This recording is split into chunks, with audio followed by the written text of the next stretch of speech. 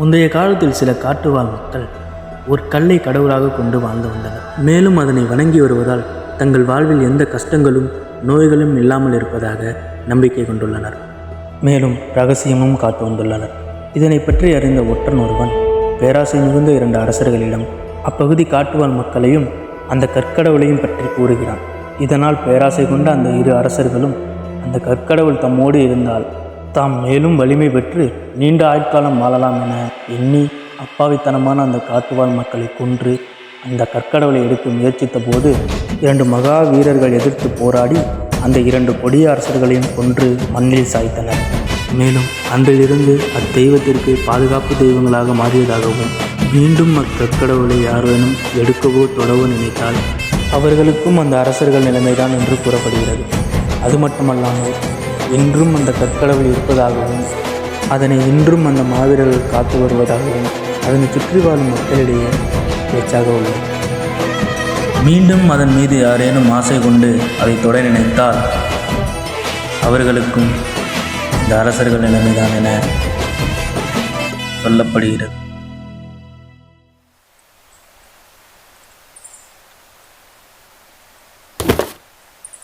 அண்ணா phone அடிச்சிங்களா? யாருக்குடா? ஓனருக்கு தானே, இன்னும் சாப்பாடு வாங்கிட்டு வரல. இதை பண்ணுறாரு.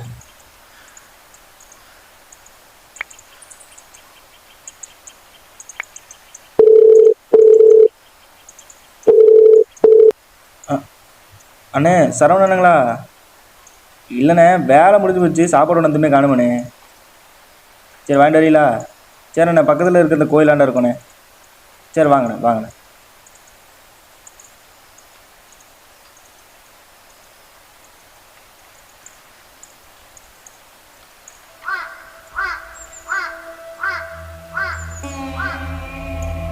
இதுதான் அந்த பெரியவர் சொன்ன கோயில் போல.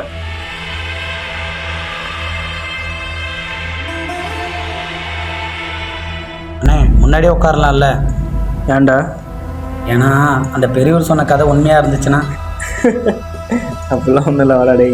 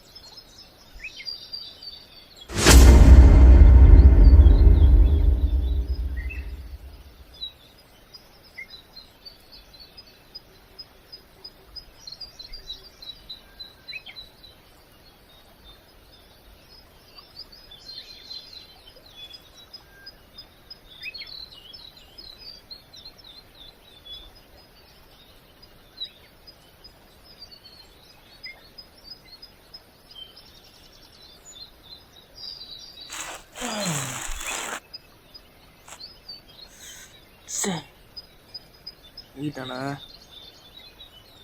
தம்பி கிட்டான், அவசரமாக போயிட்டு வரேன். நாங்கள் 2 பேரை என்னது?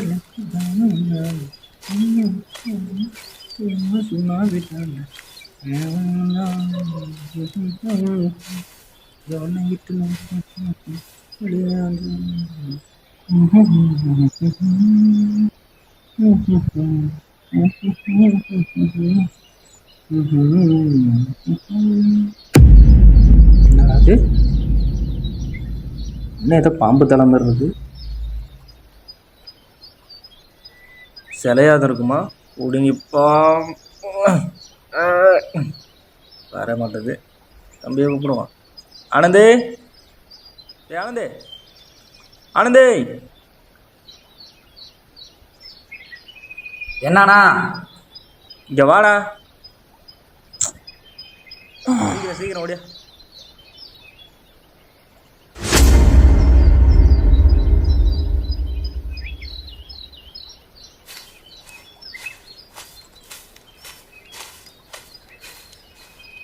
என்னண்ணா?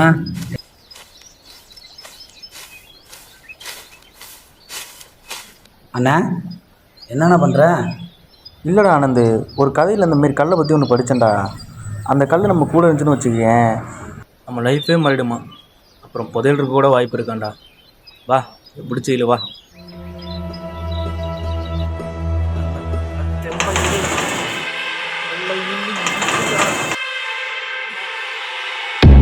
என்ன கண்ணில் தான் இருக்கு, இவன் வேற அசிங்கப்படுத்துவானே. புதையல் இல்லைடா, கதையில் படிச்சிருக்கேன். அண்ணே தூக்கி போட்டு வாண்ணே, மனுஷனுக்கு வெயிலில் பைத்தியம் பிடிக்குது. நானே பசியில் இருக்கிறேன், இந்த ஆள் வரைய புதையலிக்குது. சின்ன பையன்ட்டுலாம் அசிங்கப்படுற மாதிரி இருக்கு.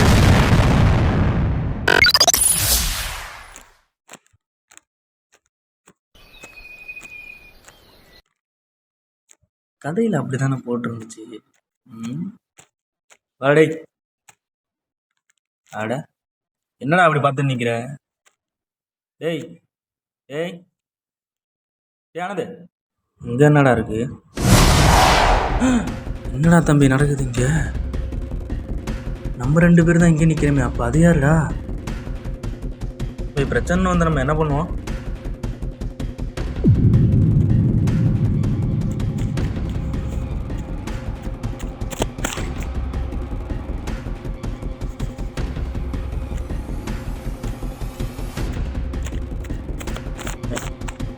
அம்மா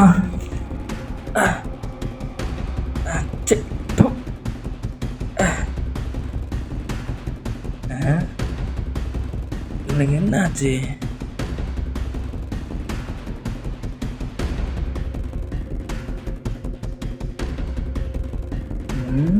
அப்படி என்னத்தை பார்க்குறான்?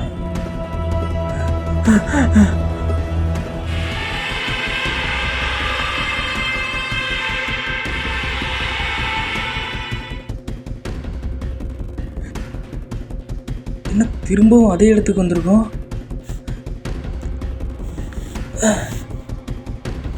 ஏய்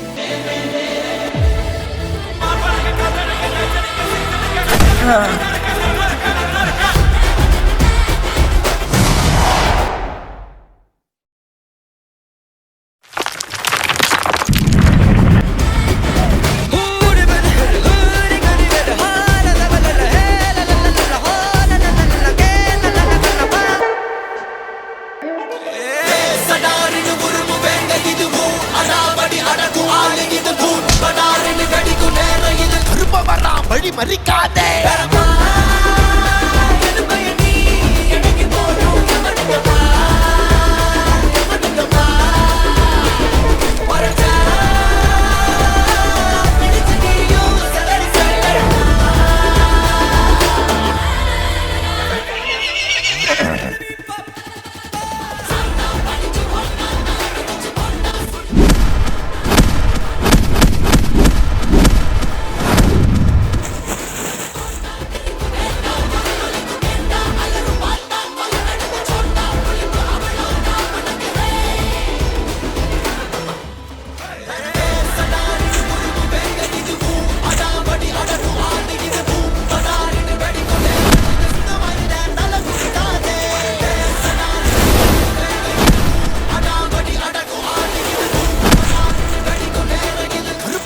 வழி மறிக்காதே.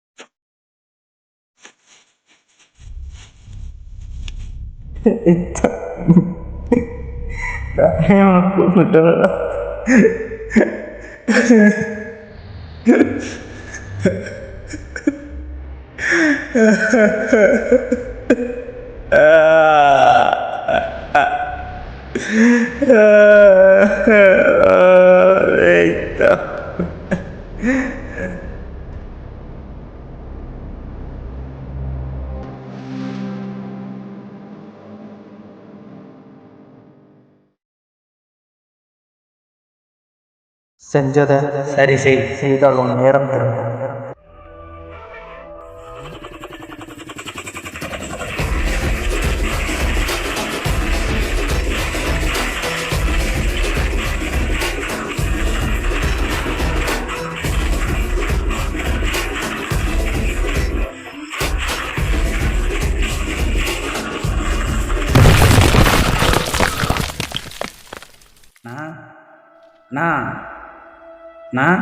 அண்ணே